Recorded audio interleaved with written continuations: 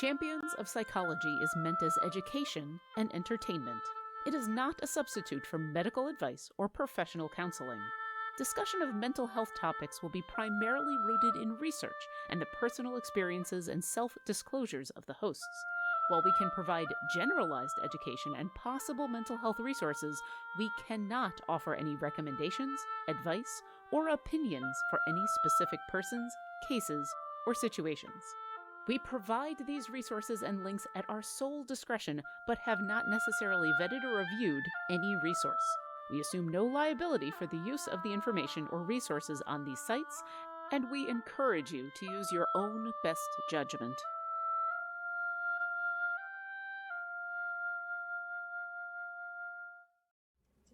Hello, and welcome to Champions Psychology, a show with the goal of openly talking about mental health and gaming presented by Codename Entertainment and TakeThis.org. Every Tuesday at 12 p.m. Pacific Standard Time here on twitch.tv/CND Games, or later on your favorite podcast service.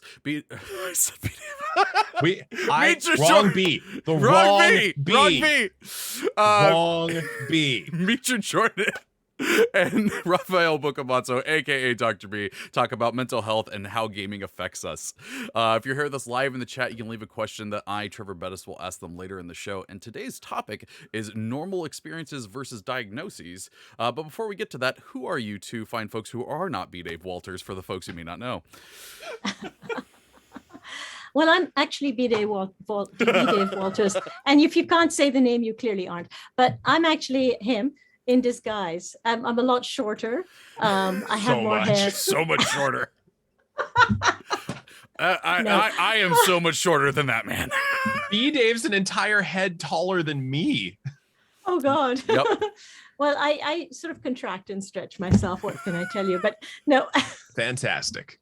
Right. I'm obviously Mitra Jordan. I have a private practice, private psychotherapy and counseling practice in Victoria, BC. I work with individuals, couples, basically anyone who would like some mental health support and help can come and see me. And, we'll discuss what they're dealing with and whether that's within a normal, I don't even know what normal is, but you know what I mean, a range that is. I don't know what normal versus... is after we introduce the title of this episode. Right? It's a problem. But a manageable range versus, get some extra support, possibly some medication for what you're experiencing, right? So. And who is this other fine fellow? Hi, I'm Timothy Omenson. You might remember me from such shows as Gallivant and Psych. And if you're really paying attention, the Disney Channel original movie, Luck of the Irish. But anywho. Hey, everybody. I'm Raffael Boccamazzo, better known as Dr. B for long Italian name reasons. And I'm a clinical psychologist in Washington State, the clinical director at TakeThis.org, which was, when we were founded in 2014, the first mental health nonprofit to serve the game community. I'm an expert on the applied use of tabletop RPGs, and I am not B. Dave Walters. That we know of. We've been in the same chat at the same time. It's true. Fair. I do want to point it out. You could replicate yourself, though. The mods put in our question doc that Mitra and Dr. B are not flipped. Hey, go me. But yeah. So what do I mean? I guess we should start this off the way that we normally do with this. What do we mean when we say normal experiences versus diagnosis? Mitra, you want to lead this one off? No, yeah, it's all yours. Okay. Well, okay. So it's a lot of people get worried about having a mental health diagnosis partially because I think that we still tend to over stigmatize and over pathologize the significance of having a diagnosis as a concept, while at the same time there's a lot of expressions that we hear all the time, like, oh, well, we all have a little blank. We all have a little blank. We all have a little ADHD. No, we don't. Nope. We all have a little autism. No, we don't. We all have a little OCD. No, you don't. No, we don't. And it really behooves us to understand, like, what's the difference between normal experiences, which may very well be significant and distressing, versus something that raises to the level of some sort of clinical label, whether it's a neurodevelopmental condition, whether it's a mental health diagnosis, whether any of that stuff, there is kind of a threshold in terms of how it impacts us that differentiates between fairly typical, if distressing, experiences and a mental health diagnosis. And we want to talk about that. Mm-hmm. Yeah. It does make me think of. We get asked. Oh, go ahead. Sorry. No, you have a more important thing to say. I was going to say a joke. You got it. No. I like the idea of a joke, but I was going to say this is something that as mental health professionals we get asked a lot, and so it seems like we should share what we can about it here. Absolutely. That's all I was going to say. The joke's better. No, well, what I was going to bring was my wife, when she was in college, was taking some psychology classes, and it was the first day the teacher was saying, okay, just so you all know, you all are going to think you have everything that we talk about ever in this class. I don't know what that's like. At all. No, definitely didn't do that in my psychopathology classes at all. No, it's good. Yeah. And you study abnormal psych, and good luck to you after that, Oh, right? God. I'm feeling a little hostile. Oh, God. Does that mean I've... Well, okay. Part of the reason personality. for that is because a lot of mental health symptoms and a lot of the let's call them markers, okay? Because we're talking about both neurodevelopmental conditions like autism and ADHD, and there's a movement to separate those out from other things like depression and anxiety. And if you've listened to the show before long enough, you've heard me say this. My autism is like my operating system. I'm Linux in a Windows world. My depression and anxiety, those are malware. And there's a difference there. So let's talk about this in terms of markers of a label. So some of those markers examined in isolation can be kind of routine experiences. Like we all get anxious. True. But there's a difference between that and an anxiety disorder. Yeah. Right. And part of it is consistency, frequency, and life events. So for instance, you couldn't accurately diagnose major depressive disorder if someone's in the midst of a bereavement process. They've had someone close to them die. They're going to be feeling depressed, and it would be bizarre if they didn't, right? If it's somebody they really care about, not that terrible person who you never had an easy time with or who was abusive to you in childhood, but you might feel relief anyway. But let's stay with just, you're going to feel grieving, and that's a bereavement process, and it's going to look a lot like major depressive disorder or a depression for a little while. So it's partly persistence, through those life events, seeing if that behavior is consistent and persistent over time. Well, and one of the things, so this is one of the more popular trainings that Take This gives, is that we colloquially call it Mental Health 101. We give this to game studios all the time, and part of their wellness initiatives. And one of the things that we talk about is that all of these conditions are a whole constellation of markers. Okay. Yeah. It's no one thing. And we talk about major depressive disorder a lot because it's sometimes referred to as the quote common cold of mental health, which is a little dismissive given its impact. But absolutely, there's 9 different markers of major depressive disorder, of which you must meet 5 or more. So it's not just being sad for a while. There's more to it than that. Yeah. So why do we do this? Like, why is this something that happens where we, hear a tidbit about something and then go, I have that? Well, I think, in general, we're social creatures, humans, and we can usually connect with a lot of people's different experiences. And in that connection and that empathy, we certainly can see examples in our own life where we may have felt some of whatever it is. And from there, it's easy sometimes to extrapolate that we must have experienced this too. But again, it's a question of degrees.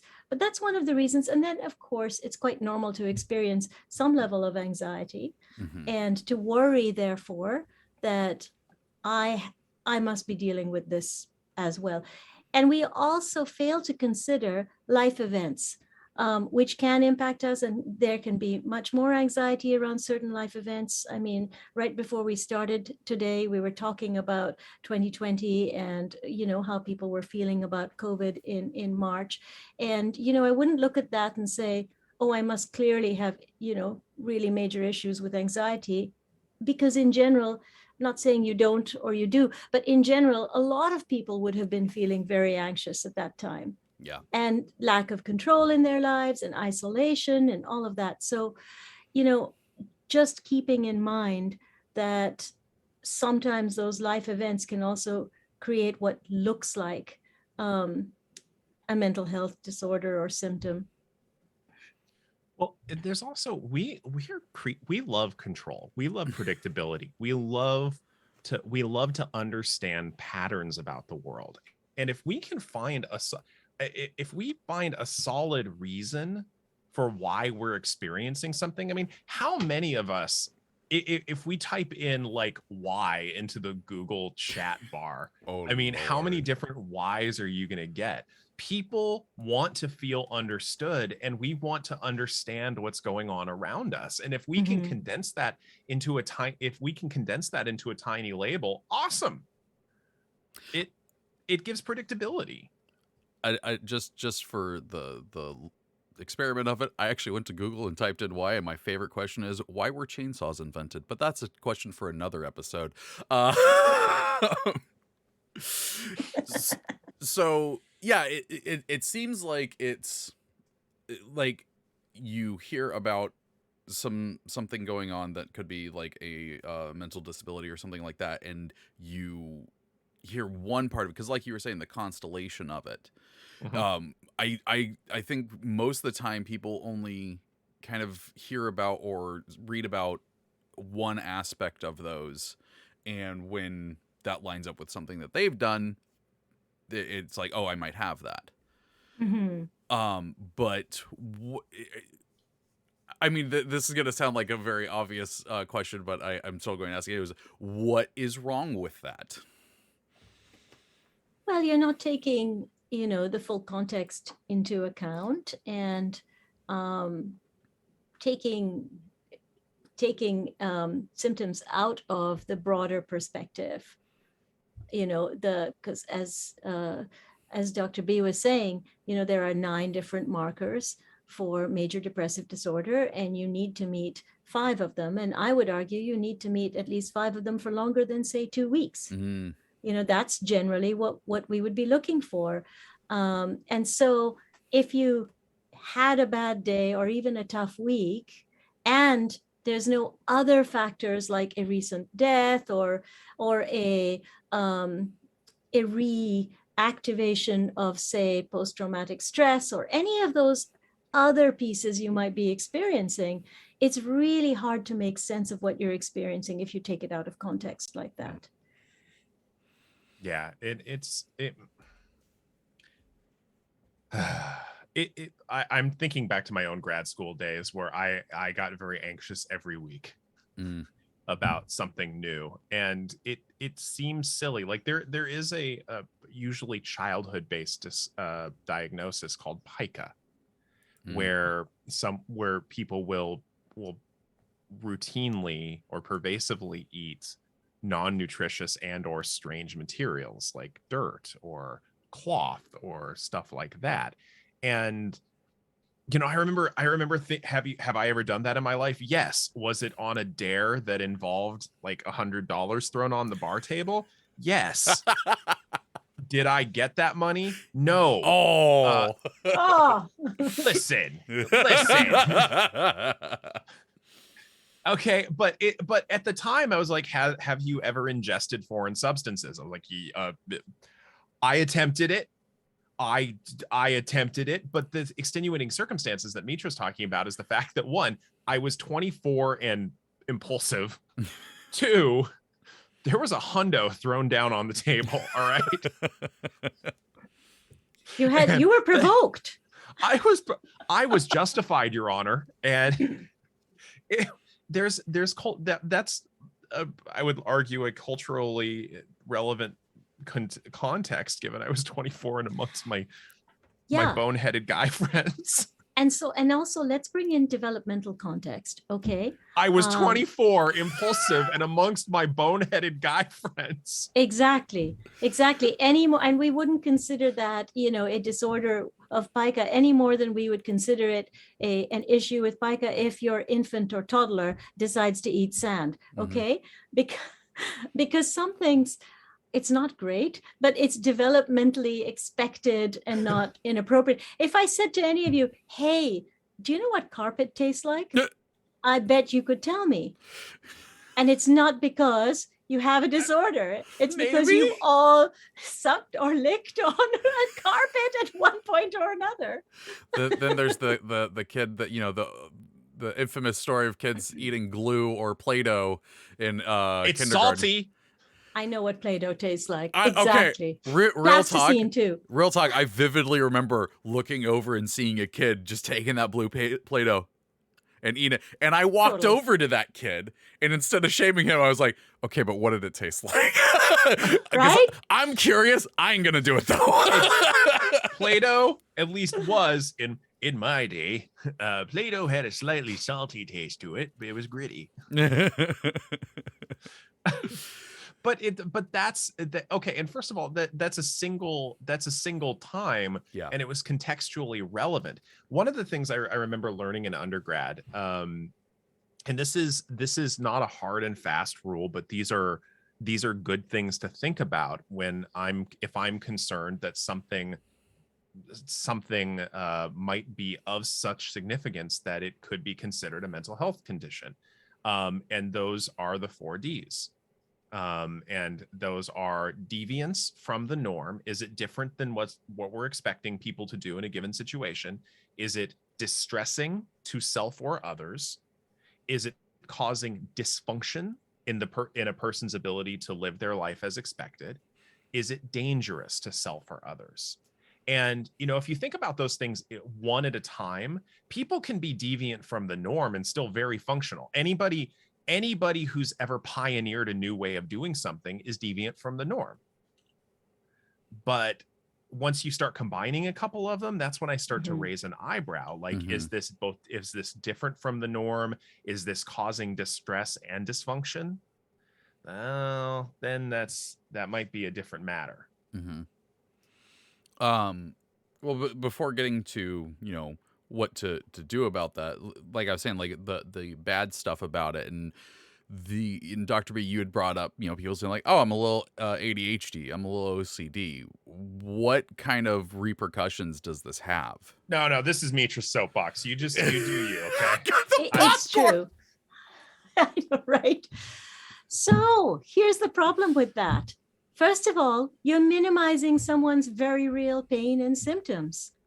If someone says to you, I just got diagnosed with autism, right? And they're struggling to make sense of what this means in their life, or who they're figuring out who they are all over again in the context of that. And you say, oh, well, we're all a little bit autistic sometimes. No. Can you see how that diminishes their experience, minimizes it? And then it's not true that we're all a little bit autistic sometimes, because again, we might have a behavior that looks like this, but isn't coming from that place. That has a different context, that has a different meaning. So it's really unfortunate, because we need to support each other and take each other's experiences and diagnoses seriously. And no, when someone says that they've been diagnosed with depression or anxiety, turning around and saying, well, I feel some anxiety. Don't insert yourself in their context, because it doesn't actually help them feel that you're empathic. Yeah. You could, if you want to draw on your experience of anxiety, ask questions, stay supportive, but recognize that if someone is working through something or shares a diagnosis with you, minimizing it isn't the way to go. And saying you've experienced it too is minimizing it in some ways as well. Yeah. Unless you have. also have a diagnosis, and then saying, you know what, I get it. I got diagnosed last year or whatever it is. How can I support you? Right. So I'm autistic too. I was also diagnosed late in life. Here's what I experienced. Is this similar to what you're going through? That's a very different conversation than, hey, we're all a little awkward sometimes. Oh. Right. And I see this particularly right now with OCD. I see it coming out with like, he's a little OCD or she's a little OCD. And I find that extremely dismissive. And I also think it's demeaning. And what if someone is dealing with OCD? Why are we pathologizing people? Yeah. Because and even saying I'm a little OCD, okay, if this is the thought that's crossed your mind, if these are some behaviors you're worried about, get it checked out. Yeah. You know? So one of my sisters has OCD, and anytime she hears someone joking and say, I'm just a little OCD, she goes, okay, what are your rituals? Yeah. And gets really real with them because it's like, it's not cool. You don't say that. No. Yeah, the impact of real OCD is so significant. Yeah. It is so beyond just being picky. Yep. Yeah. I mean, like I brought this up on the ADHD episode of just like we saw it in our own very chat where it's like, oh, just focus more. Like everyone gets everyone forgets things from time to time, and it's like, no, this is a different thing. Just because you forgot your car keys once and I forgot it for 3 months straight does not equal. Exactly. And particularly with neurodiversity, these experiences are consistent and persistent throughout a lifetime. They might show up in different ways, but they aren't going anywhere. And at points in my life, I've had better tools for coping with ADHD. And at other points, I've had to review how I'm coping with it. So Babylon Ranger 2261 in the chat has a good one. You wouldn't say I'm a little chicken pox too. I was thinking on similar lines. That's absolutely. That's really good. Yeah. We're all a little short sometimes. Yeah. Yeah. No. Hey, Mitra, that's okay. We're all a little tall. Some of us aren't. I'm no B, Dave. I'm not any Dr. B either. He's tall too. Yeah. Nobody knows that. Everybody thinks I'm shorter than I am. I believe well, that. It's only because you're sitting down and you're the same height as the rest of us. Except it's great. A little bit taller over here. Anyway. Yes. So actually, you know what? I think we're gonna take we're gonna put our little disclaimer in here now to switch over a bit of conversation. So we're gonna remind our viewers and listeners of our disclaimer, and then we'll be right back to talk a little bit more about this topic. Stay right there. Champions of Psychology is meant as education and entertainment. It is not a substitute for medical advice or professional counseling. Discussion of mental health topics will be primarily rooted in research and the personal experiences and self-disclosures of the hosts. While we can provide generalized education and possible mental health resources, we cannot offer any recommendations, advice, or opinions for any specific persons, cases, or situations. We provide these resources and links at our sole discretion, but have not necessarily vetted or reviewed any resource. We assume no liability for the use of the information or resources on these sites, and we encourage you to use your own best judgment.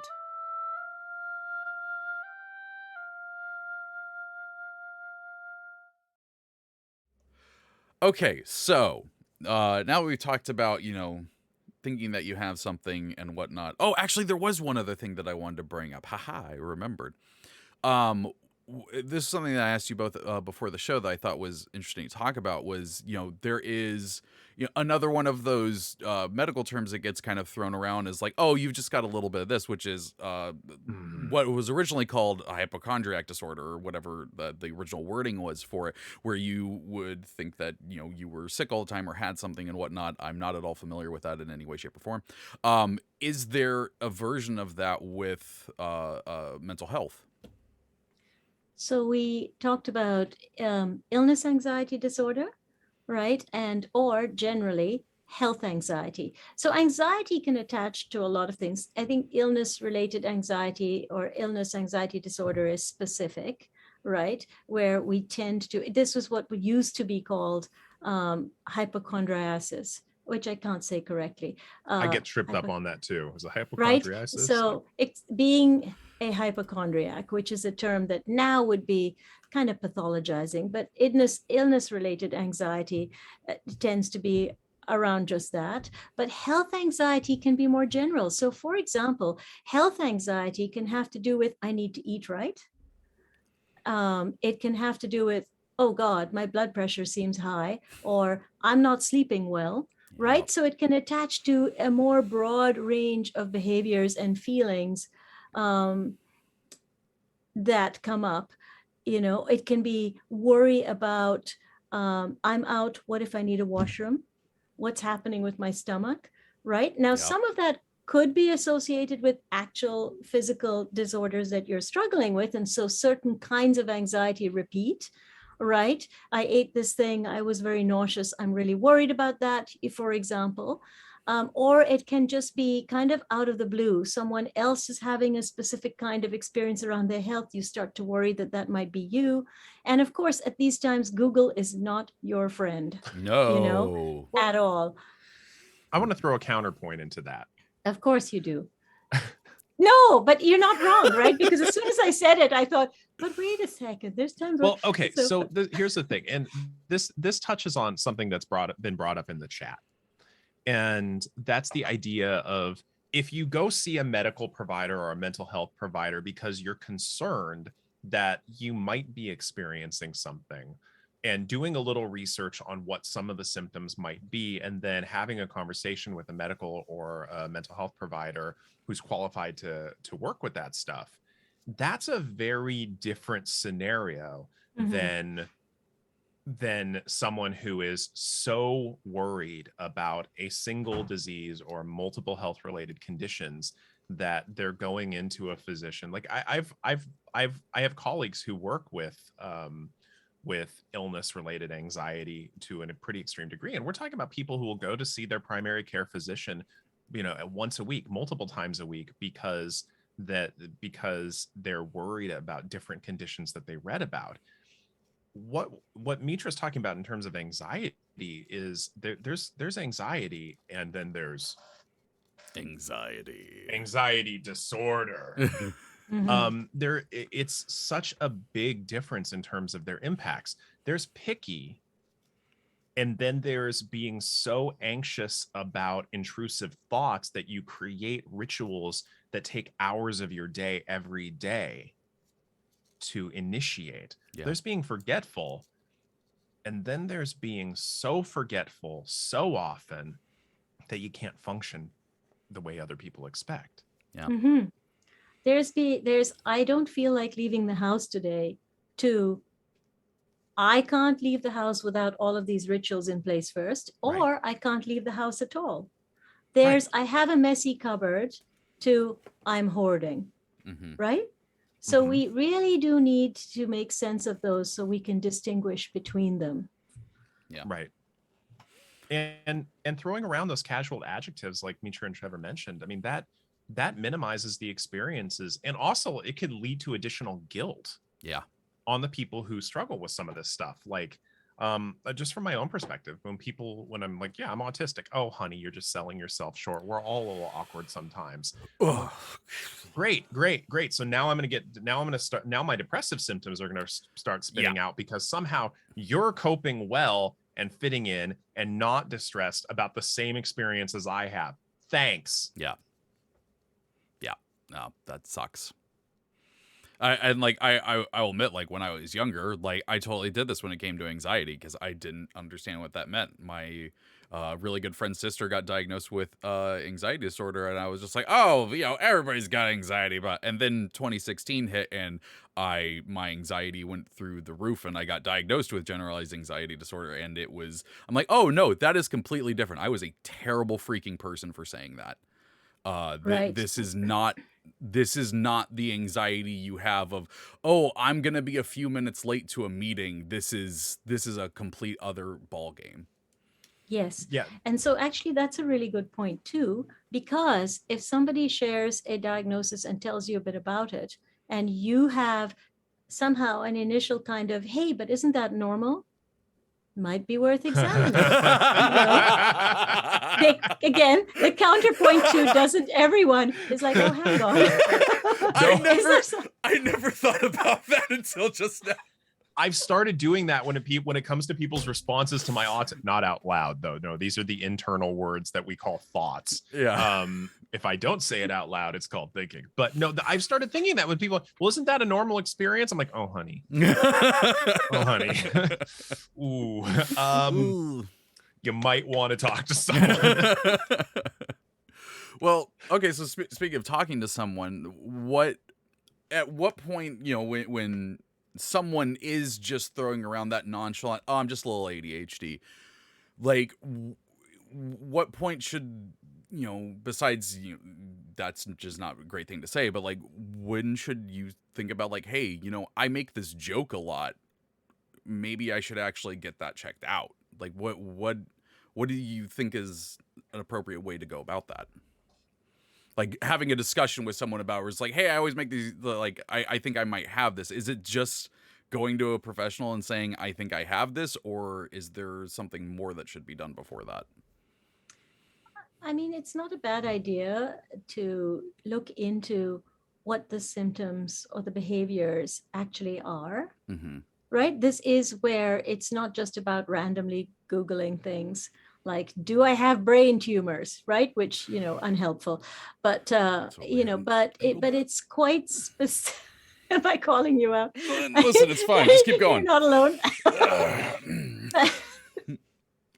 But I think that at that point, you're looking at something specific where you think, oh, I might actually have some of these behaviors. What does that look like? What sorts of things? Like for me, actually, with ADHD, it kind of became, I have all these tools in place to try and remember things. What's that about?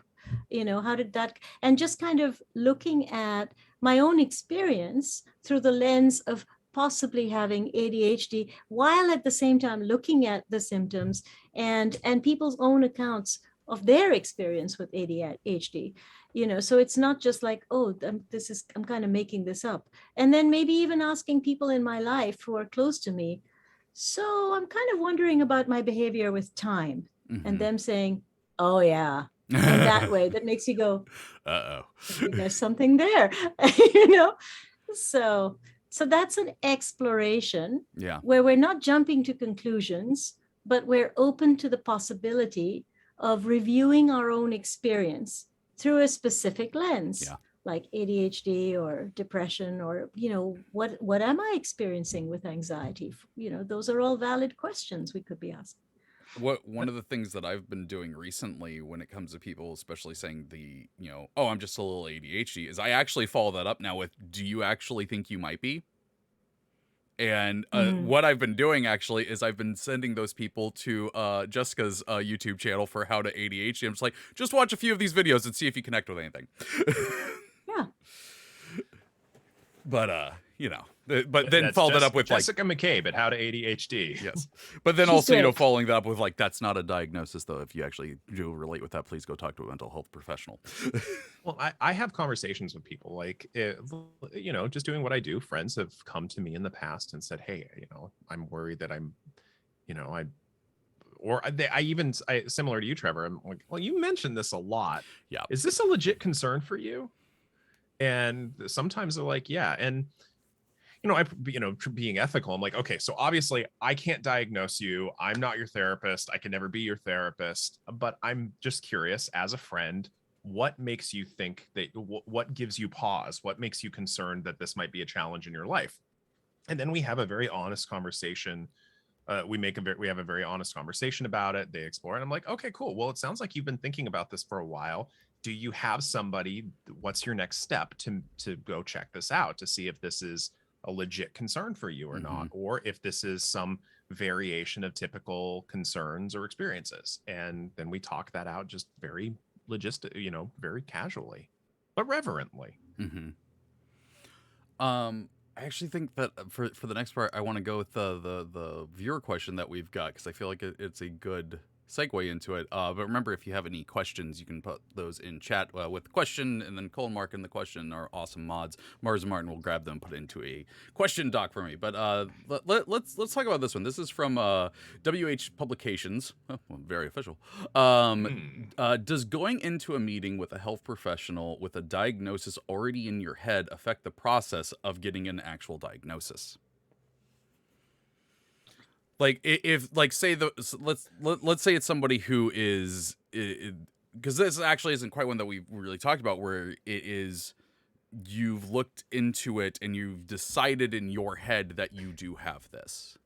Well, I think there's a difference between decided in my head and exploring the possibility. Mm-hmm. I think it's fine to go in with the idea that, hey, something's going on and I'm wondering if it's this, because your health professional will be able to broaden that out into what else might be happening or why it looks like this. And they have the skill to ask some of the questions to help you really think about if that's your experience or if this is your experience, to make that clearer. But if you go in with the idea of arguing with your health professional because you're absolutely sure it's this, that's not super helpful for you, I autism brain is kicking in there. Does it alter the process of going in to see your professional? Yes. Any question you have alters the process. Yes. However, then practical brain is just like, wait a minute. No, that's not what they mean. Well, to jump off that for a sec, it does alter the process, because if someone were to come to me in a therapy setting and say, hey, I suspect this might be going on for me, then what that tells me is this is an area we need to focus on. I don't have to, start wide and then narrow it down. We have a starting point, which, yes, technically changes the typical process. Mm-hmm. However, that's not necessarily a bad thing, because that alerts me to what your concerns are just right out the gate. Mm-hmm. Yes. Is like, I mean, I guess what I want to ask is, like, is it weird? I'm putting bunny ears on that for audio listeners. Is it weird to go in there and just essentially say, like, I'm about 99% sure I have this, and like, does that, is that considered to be a faux pas or anything when it comes to going into a therapy session? No. Not at all. Not mean, if you've got a good therapist. That's right. That's fair. I don't. Yeah, the process of therapy for me, because I don't diagnose, but it is like, okay, let's explore why you think that. Let's explore what's going on. Are there any other family members who are dealing with this? What's your experience and exposure to this? I certainly, if you come to me and you say, well, my sister and brother have been diagnosed with ADHD and I think I have it too. That's different than, I don't know anything about, I've done a little research and I think I have this, right? Because tell me about your experience with this and tell me what you're feeling and dealing with. And we go from there. Mm-hmm. So a lot of people come in with ideas about what they might have. And sometimes they're looking for a diagnosis, actually. Sometimes it would be a relief to have some kind of diagnosis because they can't make sense of their, or at least what they're seeing is that my behaviors in response to things are not the same as other people's. I'd really like to understand why. Yeah. So. And it certainly was for me. I mean, again, with my autism diagnosis, for me to have that people talk about how labels are useless, and I will say labels are useful within a certain like any tool. They have a range of utility, and if you use any tool outside of that range of utility, it is useless. If I try and use a claw hammer as a drill, well, good luck on that. They are different tools, and so getting that label being autistic, oh my God, it made my life make so much more sense. And also it was validating because I wasn't weird. I mean, yes, I'm weird, but not for the reasons people think. And it meant that there were enough people who struggled with similar issues that there was a name for it. Yeah. That was a huge relief. Did you, I can't remember, did you go in with any kind of like suspicion that Yeah. yeah? Okay. Okay. Yeah. And it was also a little extra tricky in my case because, one, given I'm a mental health professional in my area and I have a public facing job and a bunch of mental health professionals have volunteered for my organization. And also people who specialize in adult autism are fairly rare. For me to find someone who could do neuropsych testing that, one, I didn't know, and two, could dance around the fact that I was also trained on all the common measures. So it was sort of an interesting process to find somebody who could use the tests I didn't know. Yeah. Yeah. Mitra, I actually have the same question for you with ADHD. Did you have a suspicion about that? I did. Because I could see that the behaviors, as I said, that I had all kinds of tools to manage, that was not what everybody else's experience was, that other people could manage their organization quite differently than me. And it didn't seem to be as much effort. And I think this was it. I had thought that I was doing it wrong, or that everybody experienced it as an effort, and to recognize that that wasn't true was helpful. The other piece was understanding more about my own experience with hyperfocus. So at one point, I had thought that hyperfocus was avoidance of something, right? Because sometimes when people are experiencing a lot of anxiety, it can look a little bit like addiction because they might be so intensely focused on something else, but it's got nothing to do with it. And this is where we often talk about game and gamer addiction. Often in addiction, we're using something else to cope. But hyperfocus has moments where it can feel like that, where I'm so deeply in this, I'm avoiding that. But am I really avoiding that, right? So when you have experiences that happen no matter when in your life, right? It's not just a crisis, for example, that can put one into hyperfocus. It's just like an everyday, experience of I'm into something and now I've completely lose track of time, or I'm fascinated by something and I want to learn it immersively. And so it was just making sense of how these experiences were outside of the range that I would consider everybody experiences it, right? Into something else. And so, yeah, it's easy to dismiss your own experience. So it took a while for me to figure it out because of that. Well, and I think a lot of this also has to do with our fear of the words normal and abnormal. Absolutely. Because it's interesting to me how often people euphemize this idea like there's no such thing as normal, there's no such thing as abnormal. I'm like, but there is. It's just not what most people think it is. Yeah. Because those concepts are mathematical. They're not moral. Okay, it's what 2/3 of people would do in a given situation, but also the context of that situation is important and so forth. So it becomes a transient concept. But the thing is, we so often ascribe moral value of good or bad to normal and abnormal. There are so many, quote, statistically abnormal experiences that are wonderful to have. It is not, 2/3 of people will not have a talk show weekly, go into 5 seasons with a wonderful gaming studio. This is an abnormal experience and it's wonderful. Yeah, that's true. Right. And Absolutely. we are so scared of that label of abnormality. Yeah. But I think it's so important to acknowledge abnormality, or that which is different in your experience, because it allows us to not minimize our own experience. Yes. Right. Because again, or allow someone else to minimize it. Now that's a bit roundabout, but what I mean is this. There are, and I've seen mental health professionals who, because you're experiencing distress around symptoms you might have, they get in there and rush to reassure.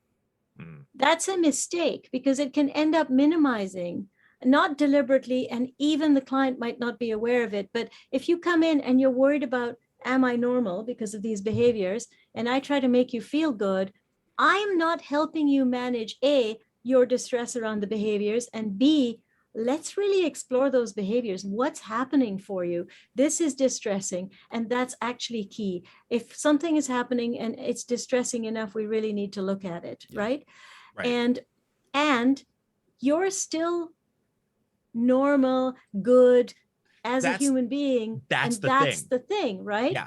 Good and normal are not necessarily the same thing. No. Let's separate Exactly. those. Yeah. We need to separate it. You're still, you can still function sometimes. Quite often you can still function. It's just more difficult. You're not recognizing all of the things you're doing, Mhm. all the extra steps you might be taking. Right. Because this is typical of your experience. So typical of your experience might not be the norm, but that's okay. It's just that now if you're experiencing that you're distressed about it and that it is more work, let's look at that. You know, if you have a student who comes to you and they're having huge amounts of trouble doing their homework, or it's a lot more steps, I'm going to go, how do I help you work smarter? And this is no different. I'm going to say, okay, let's look at what your experience is and help you figure out what's happening, why you need all these steps, how that's distressing for you, and what could be different. Mhm. Well, but So- you're also doing exactly what you said, and you're recognizing without moral judgment the idea that this experience, and we can use the term expected for the word normal in Yeah. this case, Mm. that your experiences are outside of the range of what we would expect, given both your age context, your cultural context, Yeah. your cohort context, because there are certainly schools around me in the Seattle area where, if somebody was getting like a C average at that school, they're getting all A's at a different school. Right. Because they're that difficult. And so this is part of the reason that I've got a big soapbox with the term normal. I have a kind of a love affair with it, and I want to sort of normalize normal. Put that Pun on a shirt. absolutely intended. And I want to decouple it from the morality judgments of good or bad. And or which, the morality judgment also relates to the stigmas around mental health that we 100%. have, and the discrediting of people. I know, and there's any number of professionals who are maybe doctors or lawyers or architects or some profession where expertise and being specific and careful about things are important. They may be experiencing really high anxiety, but don't want to see a mental health professional because they're afraid of being discredited at work. Mhm. They're afraid that somebody, didn't get it that time, must be the anxiety, or must be the, we don't want that. We want people to understand, and we hope for you that it's actually a huge strength to recognize and want to sort out something you're dealing with that may be impacting at least your life and your mood, which is everything. Yeah. So I had the silliest example come to mind, Mitra, as you were talking. The Black Knight from Monty Python. Continue. No, it's just to be able to not honestly recognize a challenge or something going on. 'Tis but a scratch. yes, losing your legs. Like there's a form of denial there that comes along with this stigma that, no, I am struggling outside of what people would expect, versus, okay, or to put it in a less silly context, I consistently, I'm, let's say hypothetically, I'm 5'1", or like a meter and a half for those of you who use systems of logical measurement. Why are you calling me out? The calculations going around his head. Sorry. I can usually do that faster, but yeah, you're, how many stone? Thank you, Lord.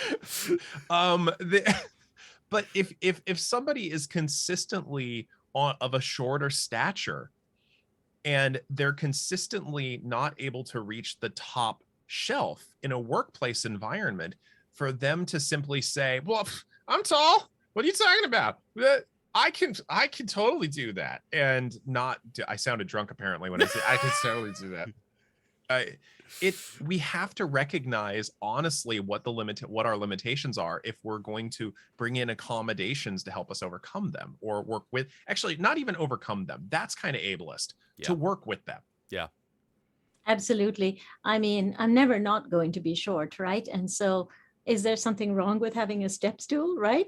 It's just a tool to help me, Yeah. reach that top shelf. So FYI, I put things on the top shelf that I don't need to reach daily because that's an accommodation that makes sense to me, I right? go opposite direction. It's a long distance down to kneel.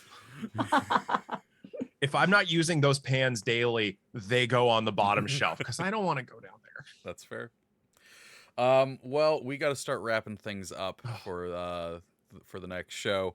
This really great conversation. Thank you both for having it and sharing it with the chat. So yeah, where can people find you both on the interwebs if they would like to do so? So I'm at mitrajordan.com and of course on Twitter at Mitra Jordan. That's it really for me. I'm just saying. I'm the Dr. B. That is TheeDoctor. B as in boy. But you know who that's on all the socials, but who should be following? Take This Org. You can stay up to date on all the stuff that we're doing. And shameless plug for the next week. We've still got our nomination form open for our Dr. Mark Award for mental health representation in games. Go to takethis.org. Check out the link to there and nominate your favorite game from 2020, 2021 that had good, compassionate, stigma-free representation of mental health. I know what I want my favorites to be, but I'm not one of the voting committee. Also, it is shameless because this is your show. Like you plug what you want. Don't worry. I do what I want. I do what I want. Put on a fez. I do what I want. All right, let's do this. All right, coffee, popcorn, everything. Oh, Strahd's here. Rod wants you to know. How did I not notice the tiny wine glass? Oh my gosh. I drink blood. Is normal for me? What's wrong with you? That's my absolute terrible Barovian accent. I'm doing what I can. It's here. expected. If Strahd didn't drink blood, that'd be weird. This is glorious. It is. You can find me on Twitter at the Treavor. There is an A hiding in there. Thank you so much to our mods, Mars and Martin, for doing a fantastic job. Thank you, Codename Entertainment and TakeThis.org for giving us an opportunity to have these conversations. If you missed any part of the show, you can check it out later on your favorite podcast service at an certain time that I will find out later when I am able to edit it and post it. If you have any topic suggestions you'd like to send to us, you can send those to championsofpsychology@codenameentertainment.com or just tweet them at us. Like I said, we got stuff coming up right after this. Bardic Inspiration is starting up. Lauren Urban is hosting with Jason Charles Miller, and they're going to be doing a request show, so be sure to stick around for that. And other than that, we've got a pretty normal schedule this week, I believe. So if I'm wrong, check Twitter, because that's where I'll post the updates. But that is going to do it for this week's episode. So until next week, take care of yourself. Bye. Bye.